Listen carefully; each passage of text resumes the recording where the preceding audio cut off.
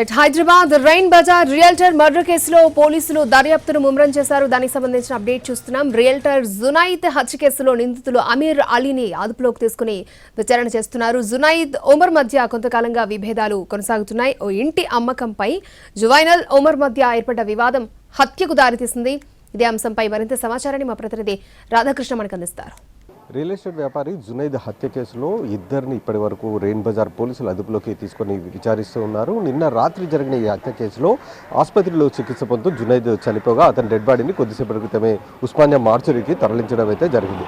జునైద్ని హత్య చేయడానికి ఓ ఇంటి అమ్మకమే వివాదంగా ఇప్పటి వరకు మనకు తెలుస్తుంది. ప్రస్తుతం మనం రెయిన్ బజార్ పోలీస్ స్టేషన్ పరిధిలో ప్రస్తుతం మనం ఉన్నాం.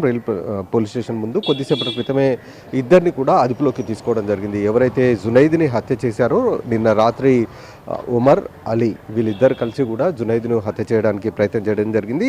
గత కొద్ది రోజులుగా జునైద్ ఒమర్ల మధ్య వివాదం కొనసాగుతుంది.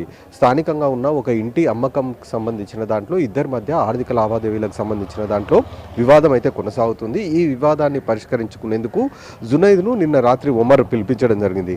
ఎప్పుడైతే చోటాపుల్ సమీపంలో ఒక ప్రాంతం వద్ద ముగ్గురు కలిసి మాట్లాడుతుండగా మాట పెరిగి వివాదం చోటు చేసుకోవడంతో ఒమర్ అలీలు ఇద్దరు కలిసి కూడా జునైద్పై కత్తితో విచక్షణారహితంగా దాడి చేయడం జరిగింది. ఆ తర్వాత జునైద్ తీవ్ర రక్తం మడుగులో పడి ఉన్న తర్వాత అతను చనిపోయాడని భావించిన జునైద్ అలాగే అలీలు ఇద్దరు కూడా పారిపోవడం జరిగింది. ప్రస్తుతం అయితే ఇద్దరిని కూడా పోలీసులు అదుపులోకి తీసుకొని విచారిస్తున్నారు. జునైద్ని రాత్రి ఒక ప్రైవేట్ ఆసుపత్రికి తరలించారు. ఆసుపత్రిలో చికిత్స పొందుతూ జునైద్ అయితే చనిపోవడం జరిగింది. కేవలం ఇంటి అమ్మకానికి సంబంధించిన ఆర్థిక లావాదేవీలే ఈ హత్యకు కారణంగా ఇప్పటివరకు అయితే రెయిన్ బజార్ పోలీసులు గుర్తించారు.